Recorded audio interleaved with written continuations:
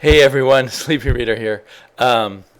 Reading ODY-C by Matt Fraction and Christian Ward is certainly an odyssey, a journey of, well, this is part one, chapter one for me, as I review volume one, which came out recently, and the next issue is about to come out as I record this. It's probably already out, issue 6, by the time you see this video. But, so this is part one of my thoughts on it. This was all about pain and difficulty and struggle for the reader. If you could completely follow everything in this comic book, you are 3 times as smart as I am. I guess Matt Fraction is 3 times as smart as I am, or 3 times as dumb. For starters, Fraction has chosen to use a kind of pseudo-Homeric poetry voice to narrate this story. So everything that happens in Odysseus, because it's all not reversing the sex, every character is female in here, with a few exceptions. So they, all of Odysseus' adventures are narrated without word balloons, just with this poetic voice in captions to tell us what's going on. And they're numbered, like I suppose they might sometimes number stanzas in an old poem or something, or in the Bible. So you get things like, Wolf Witch Odyssea leads her girls shoreward, where lotophage supplicants await them. Hail, says Odyssea, greeted in kind by the pale-shelled ambassador. Whistling louder than any sound heard since the Trojan fall, shift captain Prima Euryloch summons her girls from the ODY-C, ready to blot from their memory the horrible war and the journey ahead. That actually all tracks and makes sense. I have to say, a lot of times the language was so poetic that I couldn't tell what it was telling me, what was happening. So I guess I can't sit here and search for them. I should have prepared. And then the only time we get actual dialogue, in word balloons, is when we're not with the crew of the ODY-C, Odyssey, when we're with the gods on Olympus, apparently. Where are they? So that's my next big problem with this. I can't tell, because of the way the narration is, what's fully going on. And on top of that, it's science fiction. It's in space. But they're going from where to where. These gods exist where? Are they in another dimension? Are they anywhere? It doesn't matter. They're just wherever Matt Fraction decides to put them at the time. Are they in some kind of... Is there something technical going on here? The closest to technology that we get is a weird bio helmet that Odyssea and her pilots wear when they fly their ship. But the nice thing about science fiction is taking the imaginative, the wild, the crazy, and giving it some solid roots. This has no solid roots. It's just dream fiction. It's not science fiction. It doesn't have any sensicalness. So I feel like Matt Fraction made very little effort in translating the Odyssey into something new. He kind of is mimicking the old and then just asking his artist to create these wild and crazy images, which are wonderful to look at. But when you're reading a text where often the actual text, the word material, does not make clear what's going on, and then you have images that don't make clear what's going on. At times they make clear at times they show what's going on, but often you can't translate the images. The Odyssey, as I understand, the Iliad and the Odyssey, I've read more of the Iliad than the Odyssey, not only passed down mythology and stuff, but were also morality tales and spoke to their times. This speaks to no time because it's just a imitation of something that doesn't speak to us anymore, that takes translation, takes explanation. You have to take college courses to fully understand it. And then it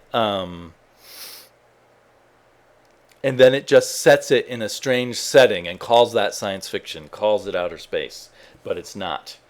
And so, does this speak at all to anybody? You know what? It speaks to people who like a difficult read. It makes people feel that they're doing something impressive. It's for Matt Fraction to feel he's doing something impressive. It's pretension, and it sucks. Other than I just chugged through it because I felt like I've got to prove that I can read this. Matt Fraction's not smarter than me. I can keep reading this. I can get through it. And I did get through it. And I had a general vague sense of the story, partially because I've already, bits of the Odyssey have filtered down to me. I've read bits of it. I know that they fight the Cyclops. I know that later they're going to fight the Sirens or deal with the Sirens. And Odysseus or Odyssea is going to end up shipwrecked for many, many years somewhere, and meet other mythological creatures.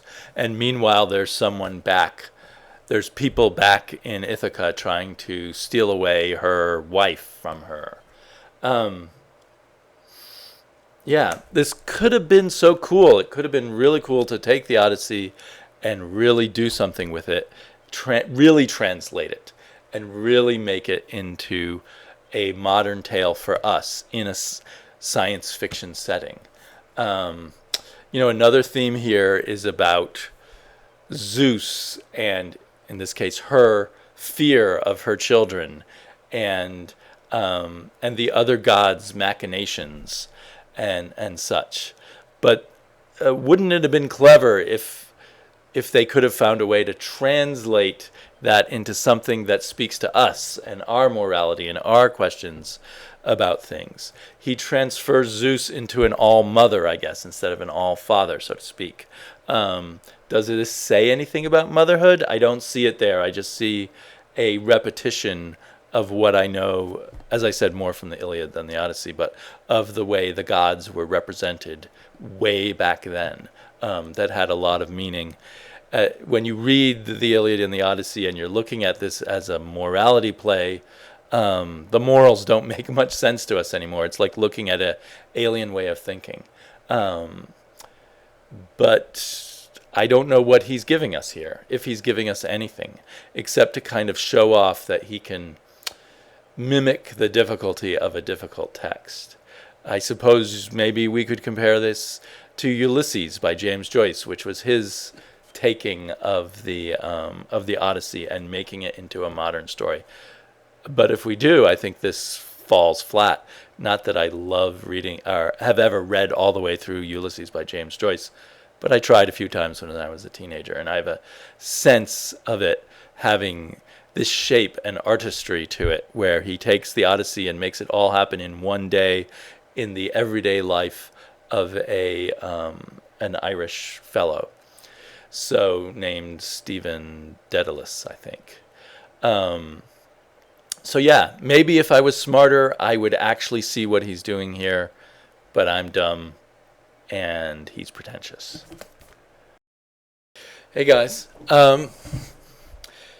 you knew there had to be a chapter 2 to this video, didn't you? The art in here is really amazing.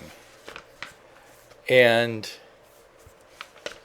I believe that in the original comic book, this page was a giant fold-out, like 4 pages long, so I don't think we get all of it in the trade. And I think on the other side was some kind of chart explaining the gods, maybe, and maybe it had more of an explanation of the world, of the futuristic world of ODY-C. If it did, I think it's a shame they didn't reprint it in some way at the back of the book or something. But I have to say, when I first got this book, I was really looking forward to reading it. Just looking at it, it felt like a visual stretching of the boundaries. The kind of thing that I remember the French artists and others in the early heavy metal doing. But it looks like maybe it goes a few steps further than they have gone. At least I think so. I suspect so. There's this amazing scene. Well, there's lots of amazing images. Like there's this one of, I think this is Zeus destroying all men in the universe. As she slowly blanks them all out. And then there was this kind of confusing tale of Prometheus, who's first shown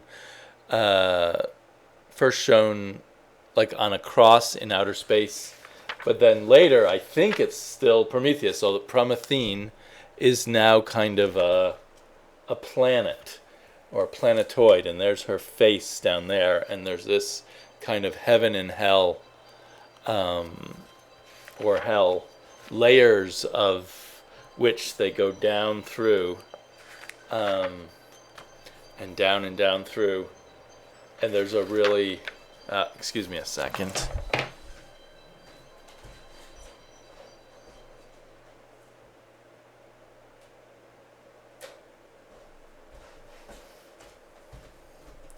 My wife's heading home in about 15 minutes, my wife and daughter, so I have time to continue talking about how much I like this book and how impressed I was by it. I mean, almost every page presents at least small visual treats, and then there's just every now and then these sort of super wow moments,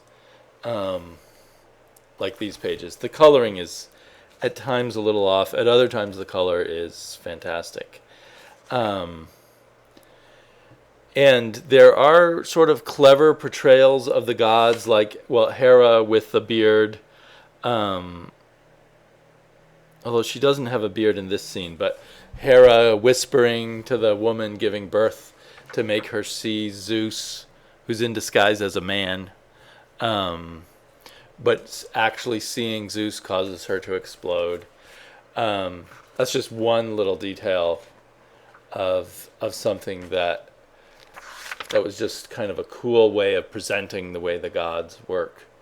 Yeah, so you look at this page, it is problematical. You can't fully put all the images together always, or it takes a really long time.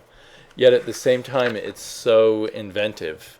Both playing with what you can do with actual images and colors, and playing so much with page layout and the rest, that really gives you this sense of space and myth and all of that. They aren't afraid to go extremely ugly to take, to sort of make the point that a lot of these mythological characters are truly horrors, and they're making them horrors for us too. The huge, not only the giant eye, but all these multiple breasts on the Cyclops, and the way her mouth works, and the way she keeps her food in giant troughs of blood, and reaches down and feeds on them. And then this gruesome putting together of the bones. Yeah, the Cyclops stuff is truly gross. I mean, look at that vomiting there. Ugh. But, yeah, these are just examples that pop out to me. Again, every few turns of the page and you get some incredible layout along with the incredible illustration. And just, there's kind of there's a love of comics in this comic book, and look, let's do more, let's have more fun, let's just really explore this idea of bright colors and cool layouts and different ways of showing pictures progressing. Of course, here I'm loving this picture, but I think it's also an example of what my previous self said, where you can't fully follow what's going on in the pictures. Another thing is the character designs are amazing. This is a nymphette. There's an incredible design to Poseidon, if I can find that. I think my least favorite design is the design to Jupiter, who is this very hippie, large woman, and I'm not against that, but it just is with white hair. It just sort of, she just seems so out of proportion to me that I struggle with the image of her. Let's see. Although all these other gods here look really cool. A lot of what we see in Image Comics and other comics nowadays is a bringing together of all kinds of influences, the European, the underground comics of the past, the indie comics movements that we've had going on and off in America, at least since the 80s, if not sooner. Wish I could have found that version of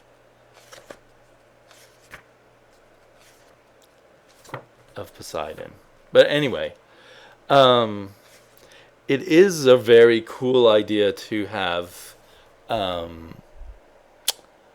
universe just of women. And possibly in some later volume they'll connect this in a more science fictional way, so that there's so that we can have both the gods and kind of a sense of time and technology and movement. The designs are there. The designs of the spaceship are incredible.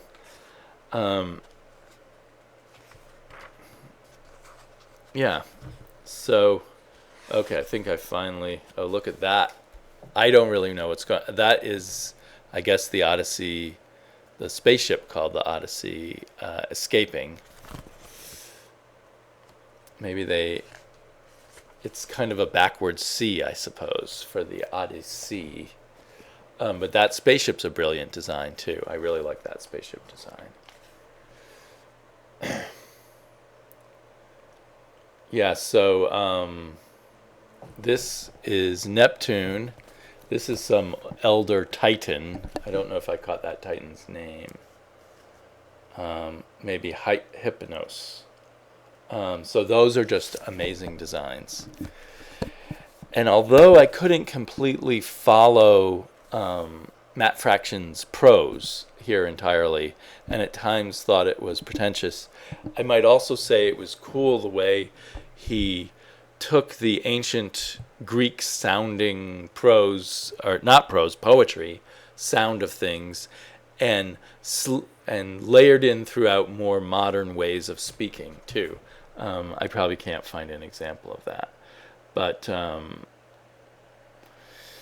yeah, there's something very daring about this. It almost, I feel like a comic like this dares other creators to try new things, to push the boundaries further. And it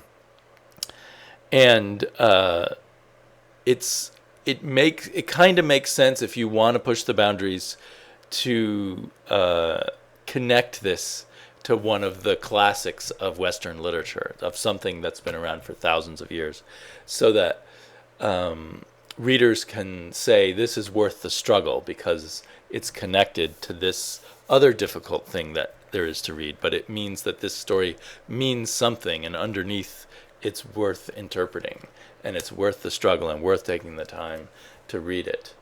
So while that other version of me was hating on this book, I will probably buy the next volume. I might even seek out, just if I can find a copy of that first issue, just to get the fold out. I do think I do not want to get this in individual issues. I think that would frustrate me even more. But this is comic book excitement. If I'm an aficionado of comic books moving forward and doing interesting things, this is a place where that's happening. There's a lot of different ways to do different things in terms of content and style and layout and color and everything. And this is one way. It's showing one way to push out that boundary of comic books. So I'm really glad I read it. I'm really glad I stuck through it, because at times I did have to just read a few pages and then put it down, then pick it back up. Maybe if I downloaded a few different translations of the Odyssey to my iPad. Maybe I'll look over those some more. And if I have the patience, read some of that, then come back and read some of this.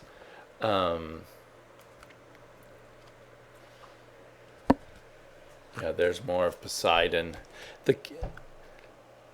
You've got to think even though, what's overwhelming here is the visuals, some of the visuals here are inspired by Fraction and are the freedom or the encouragement and the push and pull of the two creators working together. So, it's great to have things that are different in comics.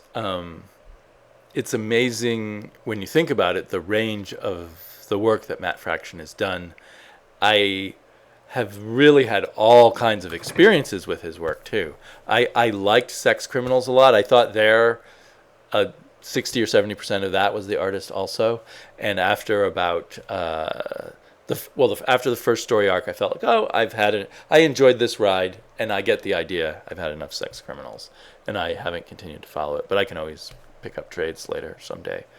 And I really liked his FF run, Future Foundation, which he did with Mike Allred. Again, a really good pairing of the artist and writer. I tried reading his Iron Man. I tried reading his Fantastic Four. I didn't get into either of those. His Defenders almost worked for me. And I have yet really to read his Casanova series. And I'm sure he has other things. I really don't have much interest in reading Satellite Sam. But he's definitely an interesting author. He is not afraid. He's fairly fearless in some ways, also fairly self-conscious and pretentious in other ways. But that makes him interesting. So thanks for coming on this Odyssey with me. And I will read some more trades with you later.